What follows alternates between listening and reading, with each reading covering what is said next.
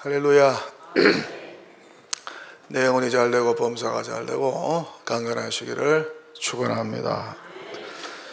여러분 혹시 말씀을 의지하여 걷다가 축복은커녕 낭패당한 적이 있으신가요?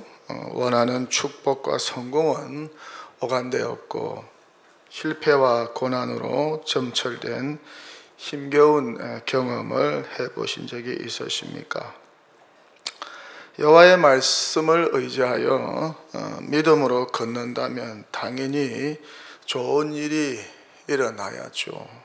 축복이 임하고 성공이 찾아오고 승리가 와야죠. 그런데 기대와는 달리 실패와 절망이 찾아온다면 어떻게 되겠어요? 오늘 본문 말씀이 보여주는 메시지도 그런 내용을 담고 있습니다. 아브라함이 여호와의 말씀을 따라갔죠. 그 언약의 말씀이 무엇입니까? 고향과 친척과 아버지의 집을 떠나라. 내가 너에게 보여줄 땅으로 가라. 너로 큰 민족을 이루겠다. 너에게 복을 주겠다. 내 이름을 창대하게 하겠다. 너는 복이 될 것이다. 너를 축복하는 자에게 내가 축복할 것이다. 너를 저주하는 자에게 내가 저주할 것이다. 모든 족속이 너로 말미암아 복을 얻을 것이다. 얼마나 좋고 멋진 말씀입니까? 이 여호와의 말씀, 축복의 언약을 믿고 아브라함이 언어에 결단하고 순종하여 그 말씀을 쫓아 가나안으로 갔어요. 얼마나 기대가 되었을까. 축복이 그냥 하늘에서 떨어질 것이다. 그렇게 생각했겠죠. 그런데 결과는 어떠하였습니까? 축복은커녕 기근이 찾아왔습니다. 그 기근도 심한 기근이었습니다. 본문 10절이죠. 그 땅에 기근이 들었으므로, 가나안 땅에 기근이 들었으므로 아브라함이 애굽에 거류하려고 거리로 내려갔으니 이는 그 땅에 하나님이 지시하라고 가라고 한 그 땅 가나안 땅에 기근이 심하였습니다. 아브라함이 얼마나 당황했을까요? 하란에서 가나안까지 그 먼 거리를 왔는데 630km를 왔는데 지금부터 약 4000년 전입니다. 걸어서 왔는지 무슨 가축을 타고 왔는지 모르겠지만은 언약의 말씀대로 축복을 기대하면서 힘겹게 왔는데 축복은커녕 풍년은커녕 기근입니다. 그것도 심한 기근입니다. 얼마나 황당했을까. 화도 나지 않았을까. 내가 하나님께 속았구나. 그런 마음이 들지 않았을까요? 그런데 어떻게 하나요? 살기 위해서 애굽으로 내려가죠. 먹고 살아야 하니까. 애굽에서 어떤 일이 일어나나요? 너무 길어서 후반부는 읽지 않았지만요, 하마트만 아내 사례를 애굽 왕에게 빼앗길 뻔했어요. 여호와 하나님께서 개입하지 않았다면 아내를 빼앗겼을 거예요. 그런데 여호와의 개입으로 아내를 찾게 되었죠. 참 아브라함에게는 부끄럽고 수치스러운 이야기입니다. 남들에게 말하기 부끄러운 사건입니다. 아내 하나 지켜주지 못한 남편. 아브라함이 얼마나 못났으면 자기 아내도 지켜주지 못했을까요? 그런데 성경은 이 부끄러운 이야기를 가감없이 다 기록하고 있습니다. 그 대단한 믿음의 조상 아브라함, 그가 한 번은 그 조카 롯과 그 가족이 그 가나안 족속의 왕들에게 붙잡혀 갔습니다. 재물도 다 빼앗겼습니다. 종들도 다 빼앗겼습니다.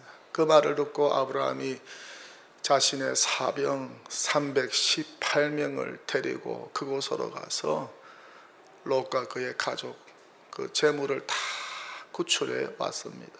그렇게 용맹스러운 사람 아브라함이었지만은 한때 그는 아주 약한 사람, 못난 사람이었다는 것입니다.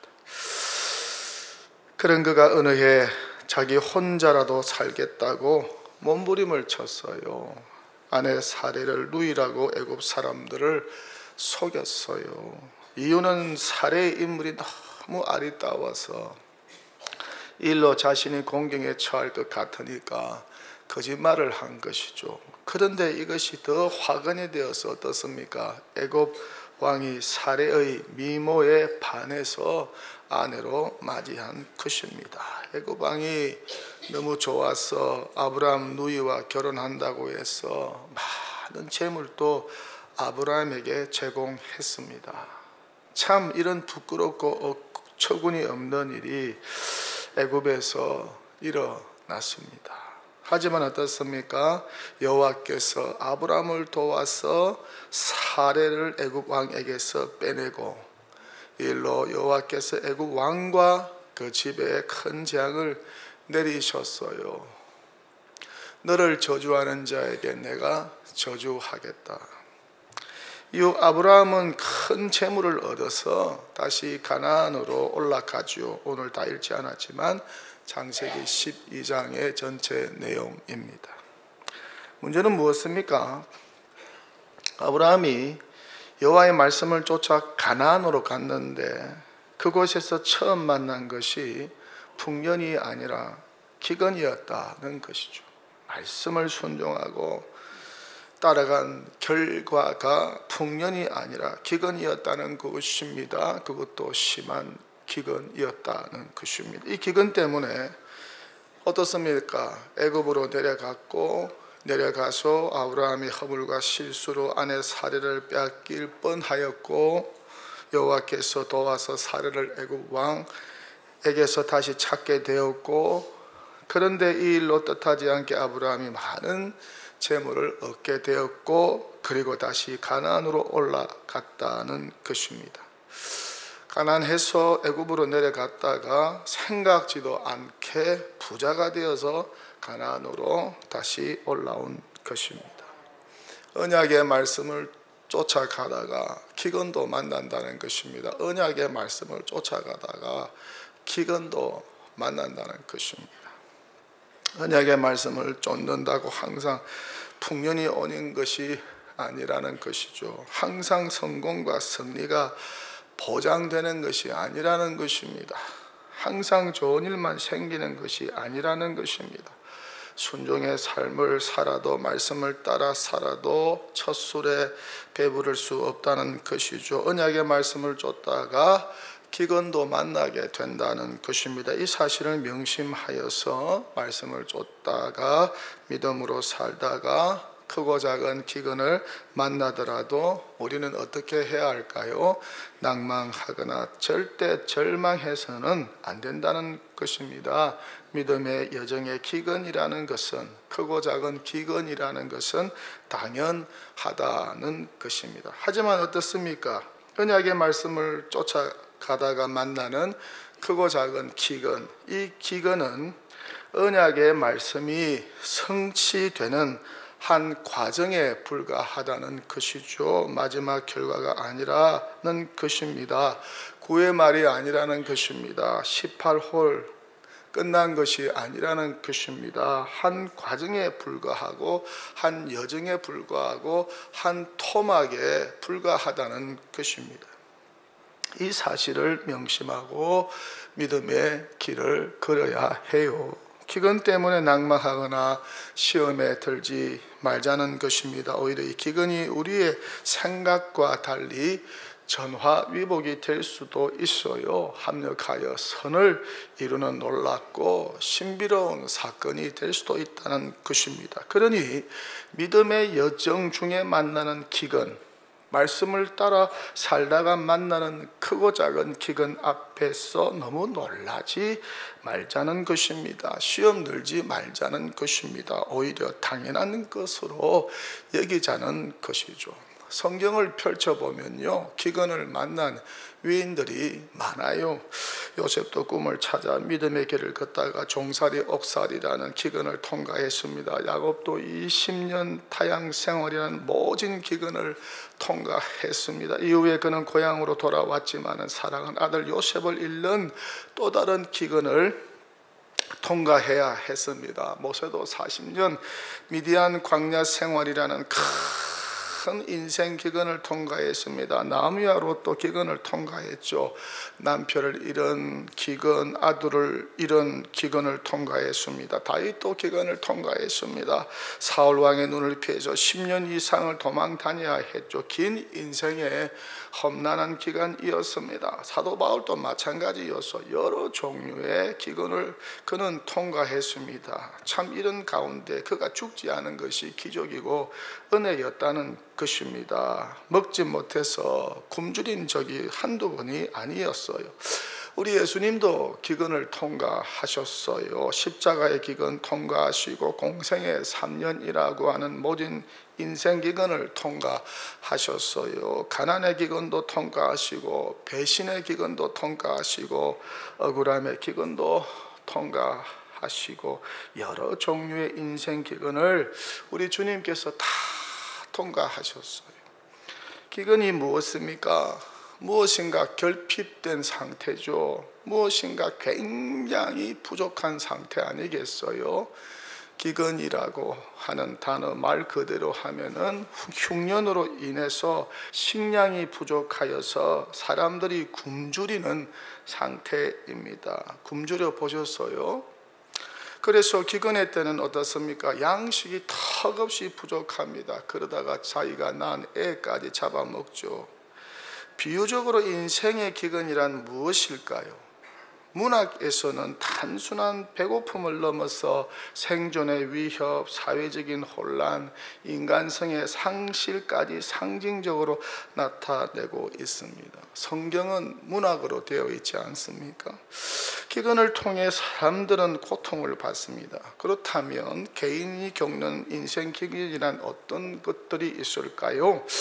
뭔가 상당히 부족하고 결핍된 상태겠죠. 뭔가 채워지지 않는 상태, 결핍된 상황을 맞이하는 때, 원하는 대로 이루어지지 않는 때, 돈과 재능이 부족함을 느낄 때, 실력이 바닥이 났을 때, 자신의 무능을 한없이 크게 느낄 때, 자신의 한계가 바닥을 났을 때, 자신의 부족함을 처절하게 느낄 때, 꿈은 사라지고 실패와 좌절로 점철되는데, 이런 인생 기근을 우리도 통과해야 된다는 것이죠. 신앙의 여정도 마찬가지라는 것입니다. 항상 청명한 하늘만 펼쳐지지 않는다는 것입니다. 시온의 대로만 펼쳐지지 않는다는 것입니다. 그러면 먹구름과 폭풍우가 몰려올 때도 있다는 것입니다. 말 그대로 기근을 겪을 때가 있어요. 몇 해 전에 3년 동안 겪은 코로나 팬데믹도 일종의 기근이라고 할 수가 있어요. 이 코로나의 여파로 경제적인 기근이 찾아왔죠. 교회도 상당한 타격을 입었어요. 재정과 교인 수가 격감이 되었습니다. 코로나 기간의 여파라고 할 수가 있어요. 많은 분들이 돌아가시고 많은 분들이 병을 앓았습니다. 가게 문도 닫고 교회 문도 닫고, 그렇게 한국 교회는 풍년기를 지나서 이제 흉년기로 접어들었다는 것입니다. 여호와의 말씀을 쫓아 믿음으로 걸었는데, 말씀을 의지하여 걸었는데, 열심히 땀 흘려 살았는데 코로나가 찾아왔다고 생각해 보세요. 얼마나 황당할까요? 허탈할까? 이런 인생의 검은 구름과 폭풍우를 만날 때도 있다는 것입니다. 삶의 기근과 대면할 때도 있다는 것입니다. 성공은 오간데 없고 실패를 대면하는 때도 있다는 것입니다. 꿈과 기대가 산산이 깨어지는 그런 힘겨운 경험을 할 때도 있다는 것입니다. 통장 마이너스가 되고 부도가 날 때도 있다는 것입니다. 직장을 잃어버릴 때도 있다는 것입니다.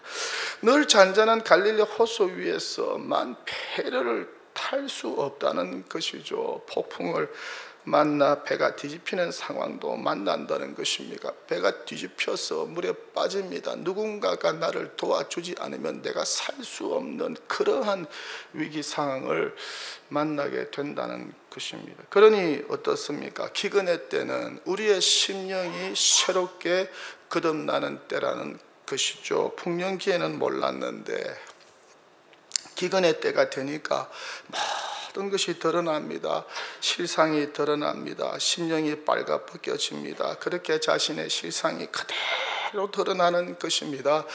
믿음의 조상 아브라함도 마찬가지여서 기근을 만나 내려간 애굽에서 자기 아내를 루이라고 속였어요. 자기 혼자 살기 위해서 그렇게 속인 것이죠. 얼마나 이기적인 행동이고 얼마나 못난 행동입니까? 이 일로 아내가 큰 공경에 빠졌어요. 이렇게 못난 구석이 많은 사람이었습니다. 이런 숨겨진 단점과 약점이 드러나는 때가 바로 믿음의 여정을 걷다가 만나게 되는 기근의 때라는 것이죠. 그러니 어떻습니까? 인생 기근의 때는 우리의 심령을 새롭게 하는 정말 좋은 기회라는 것입니다. 부족하고 결핍된 자신의 모습을 직시하면서 심령을 새롭게 해야 하는 좋은 기회라는 것이죠. 이 인생 기근의 때를 잘 경영하면 축복의 그릇으로 더 크고 멋지게 준비가 되는 것이죠. 심령이 한 단계 업그레이드가 되고 성장하고 성숙하게 된다는 것입니다. 믿음도 강건하여지고 단점도 보완이 되고 내면이 성장하고 성숙하게 된다는 것입니다. 이런 절호의 기회가 바로 인생 기근의 때라는 것이죠. 약한 우리의 믿음이 연단받아서 강해지는 절호의 기회라는 것입니다. 이 과정을 통해서 나도 모르는 사이에 큰 축복의 그릇으로 준비가 된다는 것입니다. 그러니까 기근이라고 해서 원망 불평만 하지 말고 화만 내지 말고 잘 다루면은 생각지도 못한 좋은 결과를 얻게 된다는 것입니다. 특별히 자신이 축복의 그릇으로 더욱더 잘 준비가 되어서 축복의 발판을 마련하게 된다는 것입니다. 저 역시 마찬가지입니다. 말씀을 쫓아서 믿음의 모험을 떠났습니다. 이 여정 가운데 기근을 만났습니다. 이 크고 작은 기근 중에 빨가벗겨진 저 자신의 실상을 보게 되었고 포장되고 가려진 모습이 아니라 실체를 발견하게 된 것입니다. 그동안 가려진 못난 자아와 대면하게 된 것입니다. 그렇게 실상을 바라보면서 주님의 도움을 구했죠. 심령을 새롭게 해달라고, 고쳐달라고, 거듭나게 해달라고 그랬더니 주의 성령께서 개입하셔서 새롭게 해주셨어요. 새롭게 되니까 뜻하지 않은 좋은 곳으로 인도해 주셨어요. 만약 기근을 만나지 못했다면 여전히 교만하고 여전히 많은 문제를 안고 살지 않았을까? 여전히 정신 차리지 못하고 있지 않았을까? 제 잘난 맛에 살고 착각 속에 살고 있지 않았을까? 그런데 인생 기근을 만나 한번 완전히 깨어지고 박살나니까 새롭게 된 것이죠. 믿음의 여정 중에 이렇게 한번 좀 박살이 나고 깨어지는 경험이 있어야 합니다. 그러니 지나온 세월을 돌이켜볼 때 믿음의 여정 중에 만난 기근은 감추어진 축복이었다고 고백하지 않을 수가 없어요. 나를 위한 하나님의 놀라운 비밀 계획이었음을 고백하지 않을 수가 없다는 것이죠. 그렇게 말씀을 쫓아 믿음의 모험을 걷는 여정 가운데 만난 크고 작은 기근을 통해서 못난 자아가 연단을 받게 되고 못난 자아가 거듭나게 된 것입니다. 결핍된 심령이 새롭게 되고 거듭나게 된 것입니다. 그러니 어떻습니까? 여호와의 말씀을 따라가는 믿음의 모험은 한번 해 볼만하다는 것이죠. 그것이 실패든 성공이든 여호와께서 그 인생을 책임져 주시기 때문에 두려워할 이유가 전혀 없다는 것입니다. 그러기에 말씀을 쫓아 살아가는 믿음의 여정은 후회할 것이 하나도 없다는 것입니다. 버릴 것이 하나도 없고 전부 다 한 걸음 한 걸음이 다 가치가 있다는 것입니다. 이유는 여호와 하나님께서 전적으로 그 걸음을 책임져 주시고 인도해 주시니까 그렇다는 것입니다. 여호와의 인도하심의 흔적이 고스란히 감정으로 남게 되기 때문에 그렇다는 것입니다. 생각 속에 머문 여호와 하나님을 직접 경험하게 되고 책 속에 갇힌 성경 말씀이 살아 역사하는 것을 온몸으로 직접 체험할 수 있기 때문이라는 것입니다. 그렇게 여호와의 인도하심은 위대하고 신비롭다는 것입니다. 몸으로 사는 인생의 저자 폴 트루니에는 이렇게 말을 합니다. 하나님은 우리가 확신을 갖지 못하고 분명히 인식하지 못하더라도 심지어 실패나 실수를 통해서도 우리를 인도하신다. 하나님은 종종 우리를 왼쪽으로 내모셨다가도 결국 오른쪽으로 데려오신다. 그렇지 않으면 긴 우회로를 거쳐서 오른쪽으로 데려오시는데 그것은 우리가 하나님에게 순종한답시고 처음에 잘못 왼쪽으로 갔기 때문이다. 하나님은 우리를 한 걸음 한 걸음 사건에서 사건으로 인도하신다. 우리는 나중에야 지금까지 걸어온 길을 되돌아보며 인생에 중요했던 어떤 순간을 그 뒤에 일어났던 모든 일에 비추어 생각해 보거나 아니면 인생의 모든 과정을 살펴보면서 비로소 우리가 알지 못하던 가운데 인도를 받고 있었다는 것을 하나님이 신비하게 인도해 주셨다는 것을 느끼게 된다. 저는 확신합니다. 여호와의 말씀을 쫓아 몸으로 사는 인생은 하나님께서 반드시 책임져 주신다는 것입니다. 어떤 어려움 가운데서도 건져주신다는 것입니다. 그 말씀이 성취될 때까지 그렇게 여호와 하나님께서 말씀을 의지하는 당신의 자녀들과 백성들을 책임져 주시고 가장 선한 길로 가장 좋은 길로 인도해 주신다는 것입니다. 그러니 어떻습니까? 말씀을 쫓아 걸어가는 믿음의 여정 가운데 만나는 크고 작은 기근을 두려워하지 말자. 그 크고 작은 기근 때문에 절망하거나 포기하거나 낙심하지 말자, 주눅 들지 말자, 너무 괴로워하지 말자는 것이죠. 왜 그렇습니까? 꼭 기근은 지나가고 풍년이 오기 때문입니다. 이스라엘에 불어닥친 3년 6개월의 기근도 7년의 기근도 끝났습니다. 요셉 때 불어닥친 7년의 기근도 끝났습니다. 3년의 코로나 팬데믹도 끝났습니다. 끝나고 언젠가는 풍년기가 오기 때문인 것입니다. 여러분, 믿음의 여정 걷다가 기근을 만난 적이 있습니까? 질병의 기근, 물질의 기근, 관계의 기근, 사업의 기근, 허무의 기근, 실패의 기근, 이별의 기근, 그 어떤 기근이라도 그 기근에 함몰되지 마시고 믿음의 눈을 들어서 여호와 하나님을 바라보시고 그분의 말씀을 붙잡으시기 바랍니다. 내가 산을 향하여 눈을 들리라. 나의 도움이 어디에서 올고 나의 도움은 천지를 지으신 여호와에게서로다. 예레미야 선지자는 나라가 망하는 순간에도 포로로 잡혀가는 순간에도 여호와의 말씀을 붙잡았습니다. 그 말씀 속에 믿음을 심었고 그 말씀 속에 희망을 가졌습니다. 그는 고백합니다. 여호와의 인자와 긍휼이 무궁하심으로 우리가 진멸되지 아니함이니이다. 이것들이 아침마다 새로우니 주의 성실하심이 크시도소이다.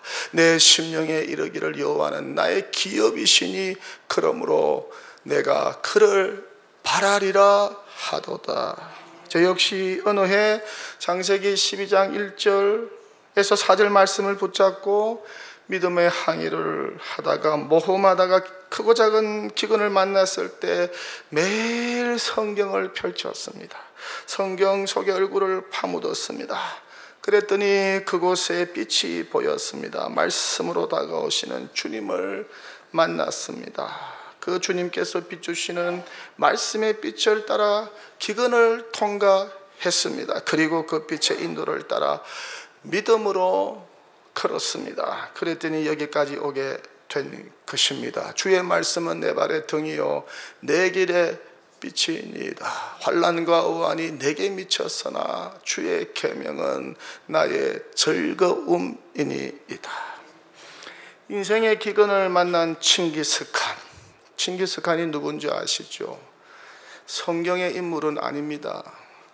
그는 여호와 하나님을 몰랐습니다. 그런 그가 인생의 기근을 통과한 후에 이런 말을 남겼습니다. 집안이 나쁘다고 탓하지 말라. 나는 9살 때 아버지를 잃고 마을에서 쫓겨났다. 가난하다고 말하지 말라. 나는 들쥐를 잡아 먹으며 연명했고 목숨을 건 전쟁이 내 직업이고 내 일이었다. 작은 나라에서 태어났다고 말하지 말라. 그림자 말고는 친구도 없고 병사로만 10만, 백성은 어린애와 노인까지 합쳐서 200만도 되지 않았다. 배운 게 없다고, 힘이 없다고 탓하지 말라. 나는 내 이름도 쓸 줄 몰랐으나 남의 말에 귀 기울이면서 현명해지는 법을 배웠다. 너무 막막하다고 그래서 포기해야겠다고 말하지 말라. 나는 목에 칼을 쓰고도 탈출했고 뺨에 화살을 맞고 죽었다 살아나기도 했다. 적은 박혀 있는 것이 아니라 내 안에 있었다. 적은 박혀 있는 것이 아니라 내 안에 있었다. 나는 내게 거추장스러운 것은 깡그리 썰어버렸다. 나를 극복하는 그 순간 나는 칭기스칸이 되었다. 자기 안에 있는 내적인 힘으로 자기 앞에 다가온 여러 종류의 인생 기근을 극복하여서 역사의 위대한 발자취를 남긴 칭기스칸. 우리는 어떻습니까? 칭기스칸 안에 있는 여호와 하나님이 함께 하십니다. 칭기스칸 안에 없는 여호와 하나님이 함께 하십니다. 생명의 말씀인 성경이 있습니다. 성령께서 우리와 함께 하십니다. 여호와의 말씀을 쫓아 달려가는 믿음의 여정 앞에 어떤 크고 작은 기근을 만나더라도 절대 좌절하거나 절망하거나 포기하지 마십시오. 주만 바라보시고 주님께 더 가까이 나아가시고 주님과 끝까지 동행하시고 오직 여호와의 말씀만을 붙잡으시고 그 말씀 속에서 비추는 빛을 믿음으로 따라 걸으시고 그렇게 매일 말씀으로 힘을 받으셔서 크고 작은 믿음 중에도 말씀 붙잡고 일어나 다시 믿음의 길을 걷는 복된 성도, 결국에는 풍년을 경험하는 복된 성도 되시기를 축원합니다. 하나님.